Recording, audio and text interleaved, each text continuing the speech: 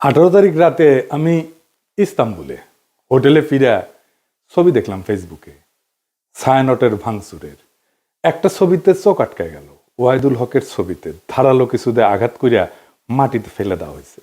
এই মানুষটার স্নেহ প্রশ্রয়ে আমি বড় হয়েছি। সেই কৈশোরে তার হাত ধরে কত শহর ঘুরছি তার ঠিকানা নাই। আমার বাবার বন্ধু সঙ্গীত গুরু ওয়াহিদুল হক, আপনারা বুঝতে পারতেছেন আমি ঢাকায় থাকলে ওই ছবিটা অন্তত বুক দিয়ে আগলাইতাম। ছাত্র ইউনিয়ন সিপিবিআর ওয়াহিদুল হকের লেসপেন্সার হওয়ার কারণে ছায়ানটের এই ঘটনা এক বিচিত্র অনুভূতির সামনে এনে আমাকে ফেলছে। পাকিস্তান আন্দোলন করা বাঙালি মুসলমানদের ছেলেরা যখন পাকিস্তান ভাঙ্গা বাংলাদেশ রাষ্ট্রের জন্ম দিল, সেই সময় বাবা একই সাথে সুখ আর দুঃখের অনুভব করছিল। আমি সেই অনুভূতির মুখোমুখি হয়েছি। ছায়ানট নিয়ে আলোচনাটা সূক্ষ্ম এবং জটিল, আশা করি বিষয়টা একটু মনোযোগ দিয়ে শুনবেন। আমাদের জানা দরকার যে ছায়ানট কেন এই আক্রমণের শিকার হইল, ছায়ানটের বিরুদ্ধে কেন বাংলাদেশের সাধারণ মানুষ বিলা হইল। অনেক প্রশ্নের জবাব পাবেন। আমি নিজে ছায়ানটকে বাংলাদেশে ভারতীয় কালচারাল অ্যাসেট হিসেবে চিহ্নিত করছি, কোনো সন্দেহ নাই। কেন করছি সেটা আমি হয়তো পরিষ্কারভাবে ব্যাখ্যা করিনি। আজকে সেই ব্যাখ্যাটাও আপনারা পাইবেন। আসেন আল্লাহর নামে শুরু করি। ওয়াহিদুল হককে আমি ওয়াহিদ কাকু বলে ডাকতাম। আমার সাথে ওয়াহিদ কাকুর সম্পর্ক ওনার মৃত্যু পর্যন্ত অক্ষুণ্ণ ছিল। টক ঝাল মিষ্টি সেই সম্পর্ককে এখন আমি মিস করি। ওনার মৃত্যুর পরে আমি ফেসবুকে একটা নোট আকারে লেখা লিখছিলাম, ওয়াহিদুল হক তারুণ্যের শুভবোধনের ঋত্বিক। আমি জানি না ওই লেখাটা আমি আর খুঁজে পেলাম না, কারো কাছে যদি থাকে আমার একটু খোঁজ দিয়েন। আমার জীবনে যে বিচিত্র অভিজ্ঞতা হয়েছে, অসংখ্য মানুষের সাথে মিশছি, সেই কারণেই ভাঙ্গু সেকুলারদের কালচারাল আর পলিটিক্যাল স্ফেয়ারের অন্দরবহনের খবর আমি জানি, ক্রিটিক্যালি অ্যানালাইজ করতে পারি। তার কারণ ওই ক্ষুদ্রকাল থেকে আমার এই ওরিয়েন্টেশনের সাথে আমি যুক্ত। এই কারণে আমি জানি ঠিক কোথায় ওদের উইক পয়েন্ট আর কোথায় তাদের শক্তির দিক। তবে আমি যেহেতু গান গাইতে পারতাম না, আমি তো অসুর, মানে সুর নাই আর কি, আমি রবীন্দ্রনাথের লেখা বুঝতে চাইতাম, তার জ্ঞানতাত্ত্বিক উৎস খোঁজার চেষ্টা করতাম। জ্ঞানতত্ত্ব মানে হইতেছে আমি যেটাকে সত্য জ্ঞান বলে মানতেছি সেটা আসতেছে কোন জায়গা থেকে।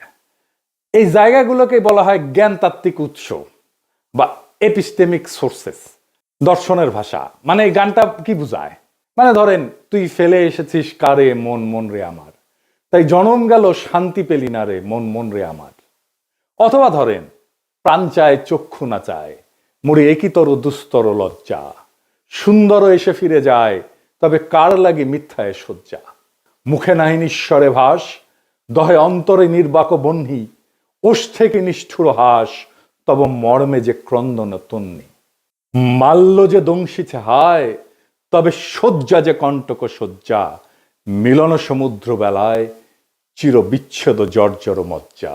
আহা কি মধুর! মনে করিছেন এটা প্রেম প্রীতির গান?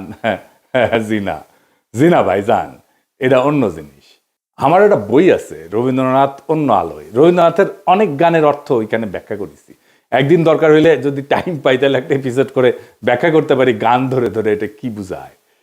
তো এই গানের অর্থ আবিষ্কার করতে করতে, তার অন্তর্গত দর্শন খুঁজে বের করতে করতে একসময় আবিষ্কার করলাম রবীন্দ্রনাথ আসলে উপনিষদ।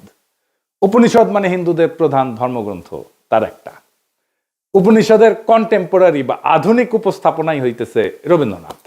ওয়াহিদ কাকুর সাথে আলাপগুলা করতেই পারতাম না, আমাকে এই উপনিষদ আর রবীন্দ্রনাথ সংক্রান্ত আলাপগুলা করতেই দিতেন না। একদিন আমি বললাম যে কাকু, ওই যে যদি ঝড়েরও মেঘেরও মতো আমি ধাই চঞ্চল অন্তর, তবে দয়া করো হে ঈশ্বর, এই গানটা তো ঋগ্বেদে, যদে আমি প্রস্ফুরণ নিব ধৃতির নাম আদো আদ্রিবহ, এটার অনুবাদ। ওয়াহিদ কাকু ভীষণ রেগে উঠে বললেন, তুই আর একটা ঋগ্বেদের শ্লোক অনুবাদ করে গান লিখে আন, দেখি কেমনে পারিস। তো বেদ আর উপনিষদের সাথে রবীন্দ্রনাথের লেখার অদ্ভুত সাজুজ্যের কথা বললেই ওয়াহিদ কাকু এইভাবে চেতে যেতেন। আমি বলতাম, বুড়া চেতে কেন? পরে বলছি, ক্ষুদ্রকালে আমি রবীন্দ্রনাথের রাজনীতির গুরু উদ্দেশ্য খুব পরিষ্কারভাবে ধরে ফেলছিলাম। উপনিষদ ঋগ্বেদ পড়তে বাধা নেই, অবশ্যই বাধা নেই, নিশ্চয়ই জ্ঞান অর্জনের জন্য ধর্মগ্রন্থ পড়া উচিত, আলোচনা করা উচিত। আমি সবাইকে উৎসাহ দিই পড়তে সব ধর্মগ্রন্থই, কিন্তু সেটাকে রবীন্দ্রনাথের মুড়ায় পরিবেশনের উদ্দেশ্যটা কি? এইখানে আপনি ছায়ানট প্রতিষ্ঠার উদ্দেশ্য বুঝতে পারবেন। কি সেটা? উদ্দেশ্য হইতেছে এই যে ইন্ডিয়া চায় বাংলাদেশের মুসলমান ধর্মে মুসলমান থাকুক নামে, কিন্তু সে তার ইনার সেলফে, ভিতরে অন্তর্গতভাবে সে ধারণ করবে হিন্দু ওয়ার্ল্ড ভিউ, হিন্দু বিশ্বদৃষ্টি। আপনি দেখেন যারা রবীন্দ্র অনুরাগী তাদের মধ্যে আপনি মুসলমানদের সহজাত সাহস, শক্তিময়তা, অ্যাডভেঞ্চার প্রিয়তা, দুর্দমনীয় একরোখা মনোভাব খুঁজেই পাবেন না। তারা রাষ্ট্রের সার্বভৌমত্ব লুট হয়ে যাইতেছে, সেখানে সিল করে বেড়ায়, ফুল লতা পাতা নিয়ে বসে আছে, মনে মনে ভাবে বাংলাদেশ ভারতের একটা প্রদেশ হয়ে গেলে তো ভালোই। একজন গভীরভাবে প্র্যাকটিসিং মুসলমান একই সাথে গভীরভাবে রবীন্দ্র অনুরাগী আপনি খুঁজে পাবেন কিনা আমার খুব সন্দেহ আছে। খুব রেয়ার হয়তো খুঁজে পেতে পারেন, খুবই রেয়ার। রবীন্দ্রনাথকে বাংলাদেশের এলিটরা গ্রহণ করছে, সাধারণ মানুষ কখনোই গ্রহণ করেনি এই কারণেই। এই জন্যই এলিটরা ভারতমুখী, এই জন্যই এলিটরা ফ্যাসিবাদের খুঁটি। আমাদের ডিজাস্টার হয়েছে আমার সোনার বাংলাকে জাতীয় সঙ্গীত করার সময়। রবীন্দ্রনাথকে পলিটিক্যাল আর সোভারেন প্রোটেকশন দেওয়া হয়েছে এবং তাকে পবিত্রতা দেওয়া হয়েছে এই জাতীয় সঙ্গীত করার কারণে। দ্বিতীয় কারণ হইতেছে আমাদের রাজনৈতিক জনগোষ্ঠী হিসেবে এটা ক্রিস্টালাইজ হওয়াটাকে বাধা দেয় রবীন্দ্রনাথ। কিভাবে? রবীন্দ্রনাথ বাংলাদেশের যেটা ডমিনেন্ট মুসলিম কালচার, এটাকে পলিটিক্যাল ক্রিস্টালাইজেশনের পথে বাধা হইয়া দাঁড়ায়। আমি একটা উদাহরণ দিই, খুব বাস্তব উদাহরণ। সারা দুনিয়ায় আপনি ইন্ডিয়ানরা দেখছেন না, যারা বাইরে থাকেন তারা দেখছেন ইন্ডিয়ানদেরকে। তাদের নানা পার্টি আছে, নানা দল আছে, কংগ্রেস আছে, সিপিএম আছে, বিজেপি আছে, এটা সেটা আছে, মেলা দল আছে, কিন্তু রাজনৈতিক মত পার্থক্য আছে। কিন্তু তা সত্ত্বেও ভারতের প্রশ্নে একটা রাষ্ট্র প্রশ্নে প্রবল হিন্দুত্ববাদ চলতেছে ভারতের। তারপরেও দেখেন মোদি ভারতীয় কমিউনিস্টদের সাথে ব্যক্তিগত সময় কাটায়, হাসি ঠাট্টা করে। আমরা পারি না কেন? আমরা কেন বিভক্ত? আমরা কেন রাজনৈতিক মত পার্থক্য সত্ত্বেও রাষ্ট্র স্বার্থে এক হইতে পারি না? আমাদের রাষ্ট্র প্রশ্নে একটা হইতে রবীন্দ্রনাথ বাধা দেয়। রবীন্দ্রনাথ যে ওয়ার্ল্ড ভিউ, সেখানে মুসলমান থাকতে পারে না, থাকা সম্ভব না, রবীন্দ্রনাথের লেখালেখির মধ্যে নাই। তাই রবীন্দ্রনাথ প্রভাবিত আমাদের কল্পিত রাজনৈতিক জনগোষ্ঠীর মধ্যে দাড়ি টুপি পরা সাধারণ মুসলমান জায়গা করে নিতে পারে না। অবচেতনে আমাদের এলিটদের রবীন্দ্রনাথ ভাবতে শেখায় ওরা আমাদের মতো না, ওরা আদার। রবীন্দ্রনাথ ভারতে হিন্দু ধর্মকে ভালোবাসতে শেখায়, রবীন্দ্রনাথ বাংলাদেশে মুসলমানদের আদার করে ঘৃণা করতে শেখায়।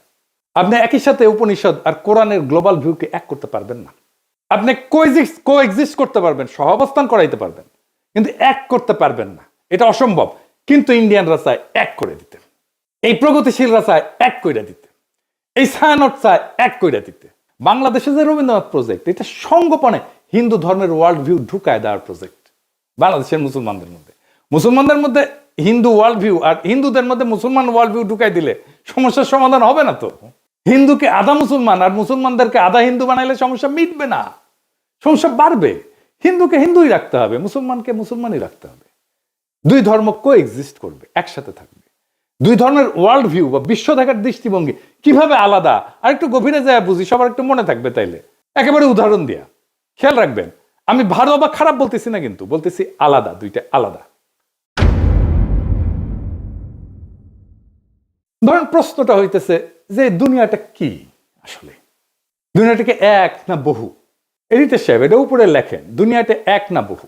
এখন হিন্দু বিশ্ব দৃষ্টিভঙ্গি এটাতে বলে দুনিয়াটা বহু স্তরের, অনেকগুলো স্তর, এটা চক্রাকারে চলমান, সৃষ্টি স্থিতি প্রলয় বারবার ঘটে।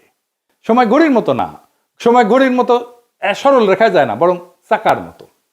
মানে হিন্দু ধর্মে কিন্তু মৃত্যুর পরে আবার জন্ম আছে, জন্মান্তর আছে, আবার জন্ম নেয়, এটি স্বাভাবিক চক্র।